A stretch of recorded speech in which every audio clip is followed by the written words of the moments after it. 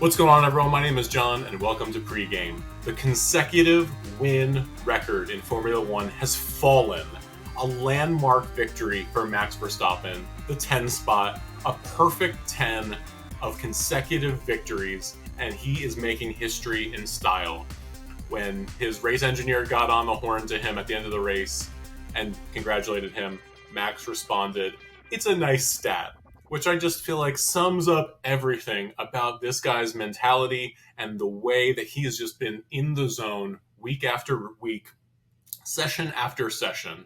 And I hope, like me, you remember this moment, because if you watched this race, if you basked in all of the glory of Monza this weekend, then you watched history and some of the best battles in recent memory between people like Max Verstappen, Carlos Sainz, Charles Leclerc, and Sergio Perez. But that's not all. So yes, there was a battle for the podium positions today like we haven't seen in quite some time. But there was also a midfield battle from P6 down to P8.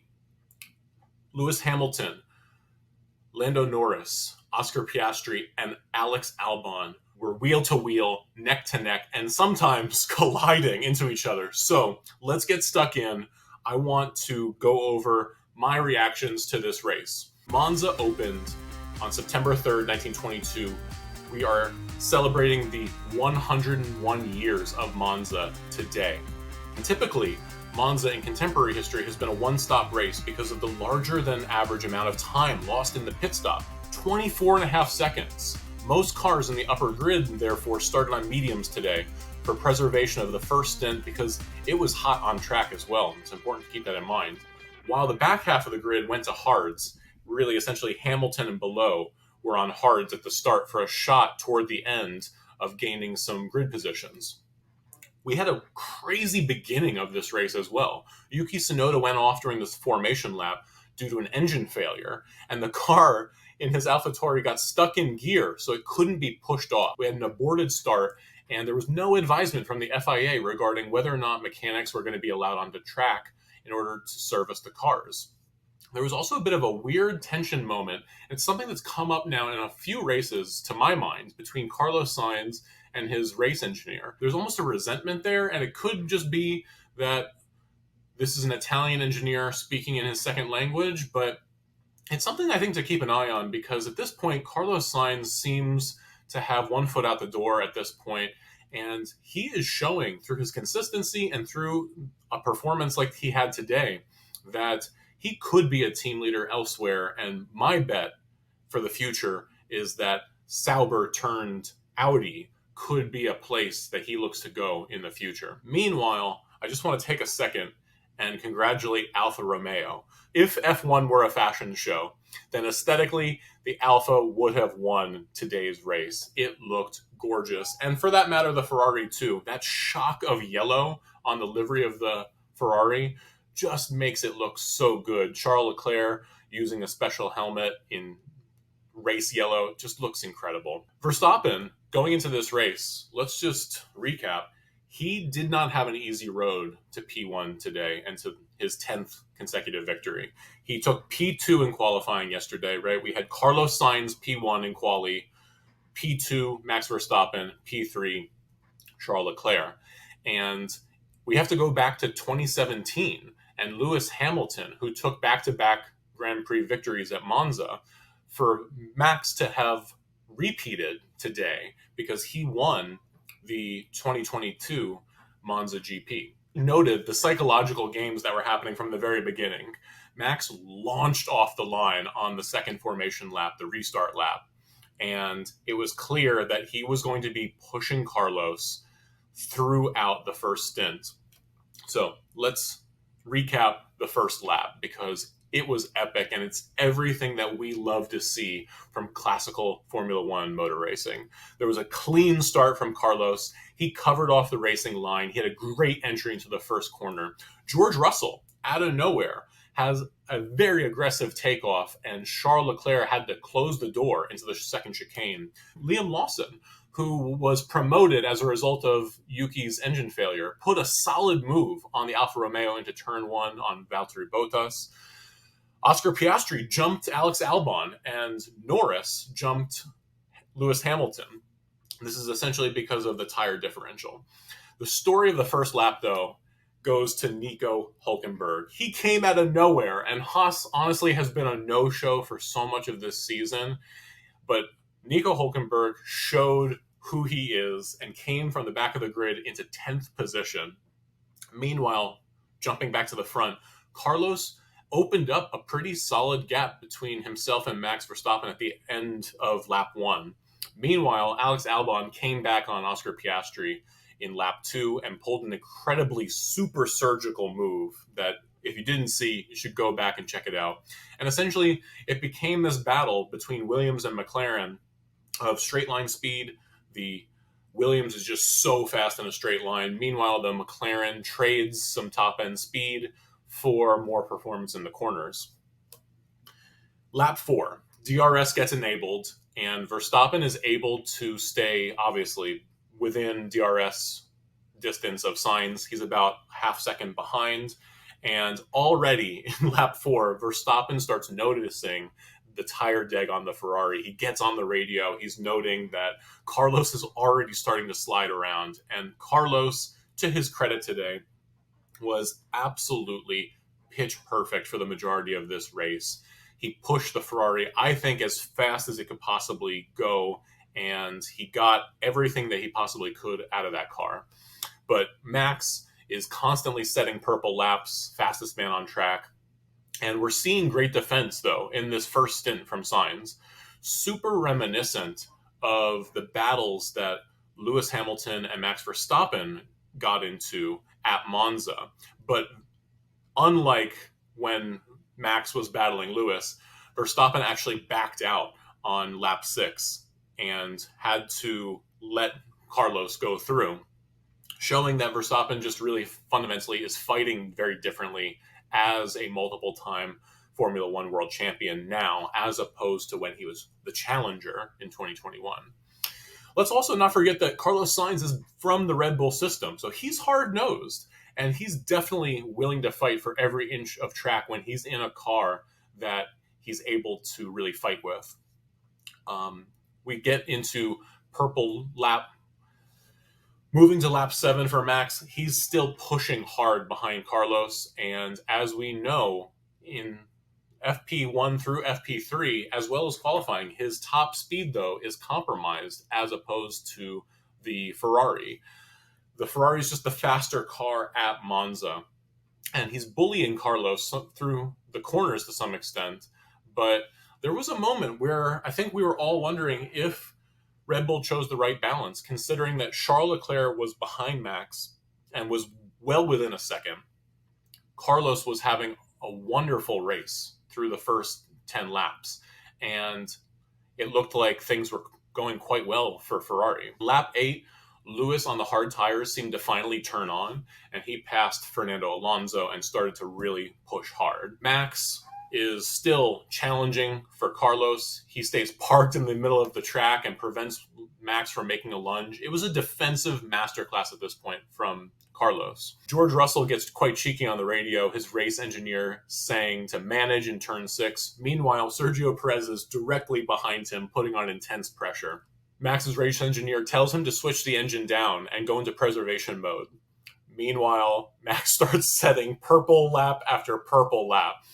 And his race engineer is trying to explain, Carlos is struggling with the tires, just be patient.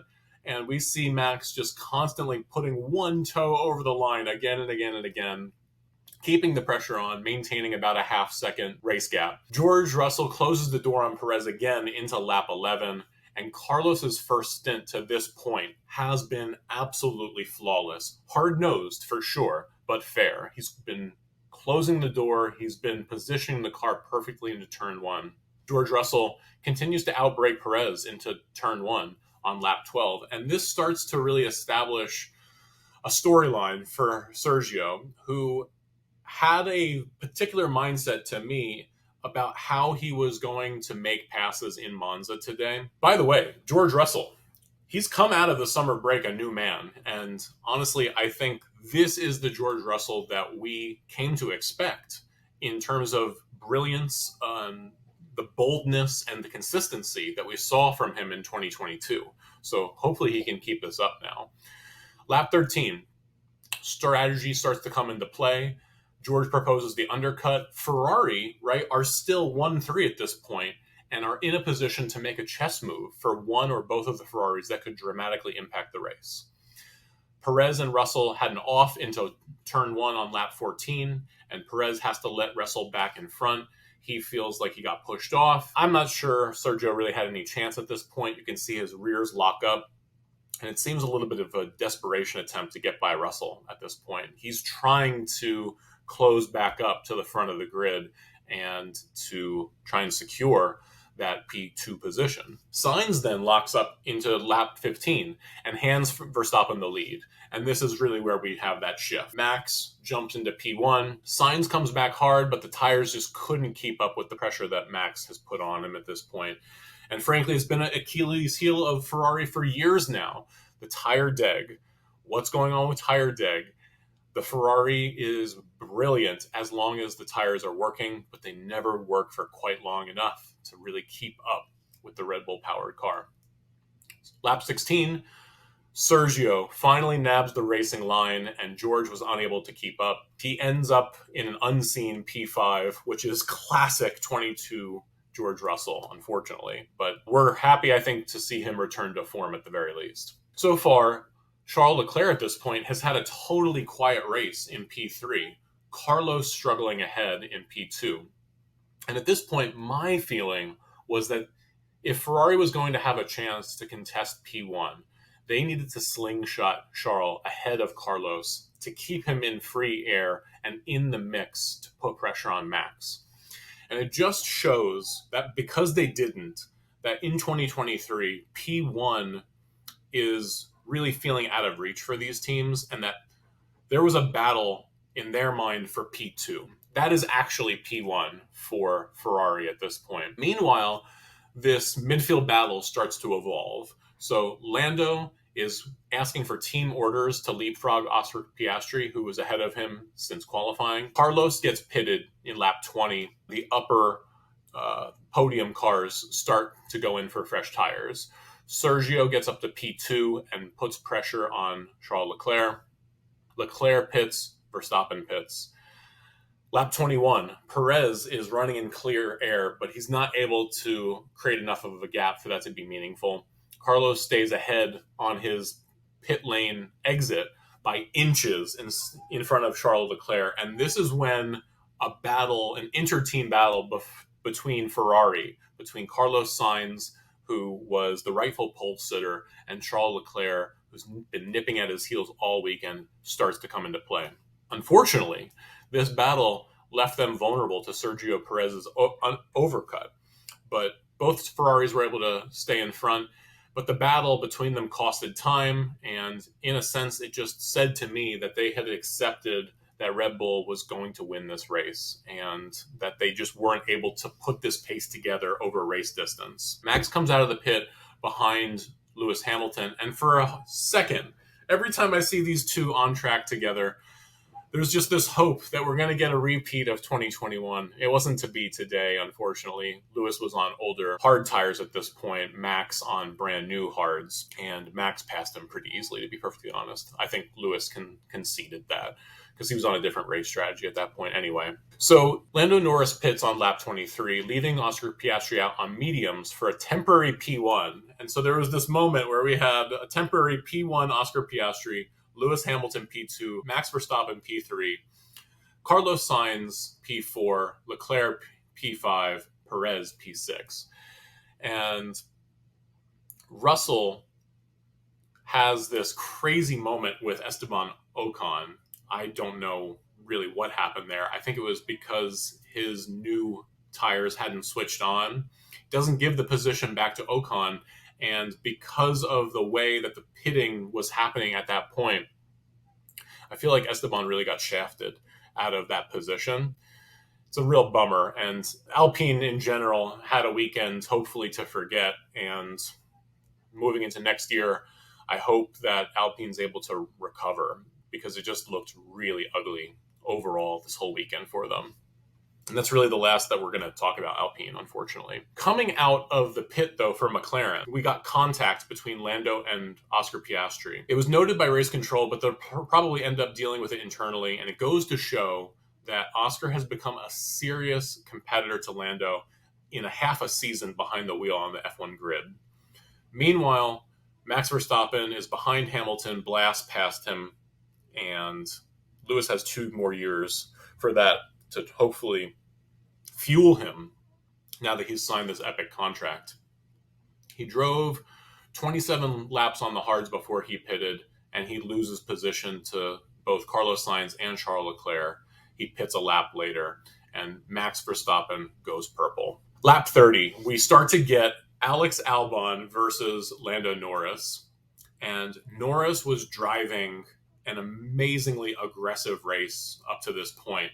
Norris had a lockup. Oscar was directly behind. Albon has the straight line speed. The McLarens have the inherent cornering advantage. Williams' engineer actually gets on the radio to praise Alex Albon's tire management, and Norris starts to struggle to stay in DRS range. Norris then has this really weird moment with his race engineer. Albon starts to pull away. Let's not forget that a year ago, Albon had to sit on the sidelines with appendicitis and watch Nick de Vries drive to P9, which ended up landing him in the AlphaTauri drive. Lando locks up again on lap 37, and that puts Oscar Piastri on his gearbox. Lap 38, Alex Albon and Lando Norris nearly come together into turn 1, and Lando Norris bails out at the last second and hits both speed bumps trying to get to the runoff position, and he hands position back to Albon on the corner exit. Then Lando gets a message from his race engineer, box to overtake, which is a totally weird and unexpected move to make a second stop at Monza. But then it turns out it's a bluff to try and get Alex to cover, and it was a decoy attempt to try and get Albon to come in for tires because I guess McLaren thought that Williams' tire situation was a lot worse than it actually turned out to be. So let's turn back to the front of the grid again. At lap 33, Carlos Sainz starts to get on the radio about tire deg. He says it will be tight to make it to the end. And by lap 34, Max Verstappen has opened up a 7.5-second gap to Carlos Sainz. Charles Leclerc starts to put legit pressure on Sergio Perez. And to me, it really seems like his patience might have been rewarded. Let's not forget that Charles has always been a one-lap specialist. But to me, his approach over this whole race weekend, and really since the summer break, has been to try and build up lap over lap, right? Session over session. And I thought that his measurement, essentially, of pacing in this race is notable because at this point, it really seemed like he hadn't been taking any unnecessary risks. He had drove a conservative race and was trying to make sure that his tires would keep him in range of a P2 or P3 finish. Lap 38, we have Sainz, Perez, and Leclerc glued together and contesting for P2.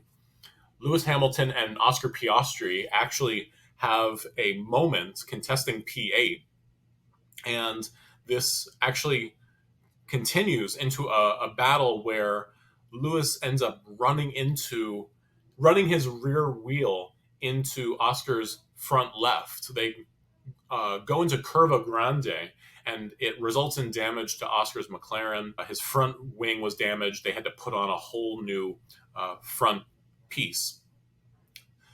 However, it adds about 10 seconds to his race time. Meanwhile, Lewis gets a 5-second time penalty, and so he is on to try and get into and maintain point scoring positions. Perez runs off again and possibly took damage, but finally puts the move on in lap 44 when Sainz locked up.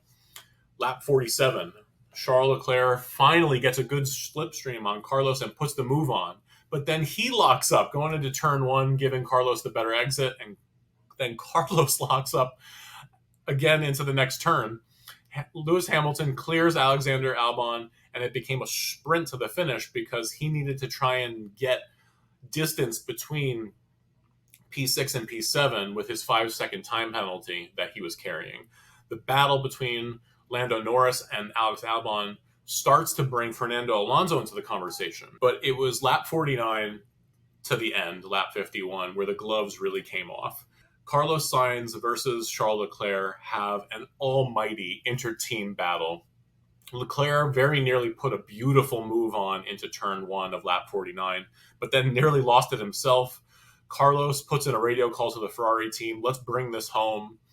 They get on the radio to Charles Leclerc and say, no risk, race until the end, which is totally... Which clause do you interpret? Don't risk it, Charles, or race until the end? Meanwhile, we know that Carlos had a real tire management situation on his hands. It wasn't clear that he was going to be able to maintain the intensity level to get to the end of the race. On the last lap, Charles Leclerc made a crazy right-to-left swerve. He locked up, he had to take the exit path, and essentially handed P3 to Sainz. And quite frankly, they could have both been wiped out at that point.